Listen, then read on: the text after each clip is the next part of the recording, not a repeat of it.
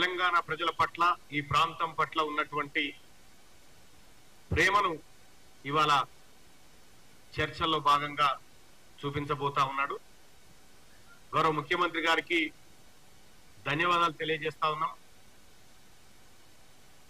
అయితే ఇంత చక్కటి వాతావరణంలో ప్రజల ఆకాంక్షల మేరకు ఇరు రాష్ట్రాల ముఖ్యమంత్రులు కూర్చొని మాట్లాడుకుంటా ఉంటే ఏ పని లేనటువంటి బీఆర్ఎస్ పార్టీ నాయకులు దీన్ని కూడా ఓ రాజకీయంగా వాడుకునేటువంటి బురద జల్లేటువంటి కార్యక్రమానికి తెరలేపారు.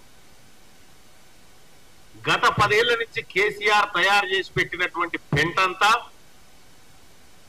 కడిగి తెలంగాణను సంపూర్ణ విముక్తి చేసే దిశగా గౌరవ ముఖ్యమంత్రి రేవంత్ రెడ్డి గారు అడుగులు వేస్తా ఉంటే ఇవాళ కాంగ్రెస్ పార్టీ ప్రభుత్వం ముందుకు పోతా ఉంటే మరి కేసీఆర్ గారికి ఆయన పరివారానికి మనసున పడతలేదు.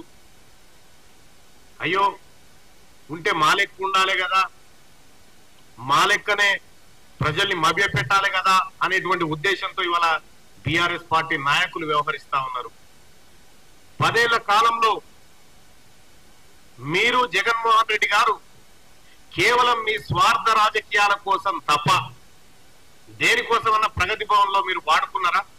ఓ 2 రాష్ట్రాల ముఖ్యమంత్రులు కూర్చొని మాట్లాడి ఉన్న సమస్యలేంటి అనేటువంటి చర్చ ఎప్పుడైనా జరిగిందా? కల్వకుంట్ల చంద్రశేఖరరావు గారిని మేము అడుగుతా ఉన్నాం. ఏ ఒక్క రోజు కూడా ఈ ఇరు రాష్ట్రాల ప్రయోజనాలను కాంక్షించినటువంటి కల్వకుంట్ల చంద్రశేఖరరావు ఆయన పార్టీ ఇవాళ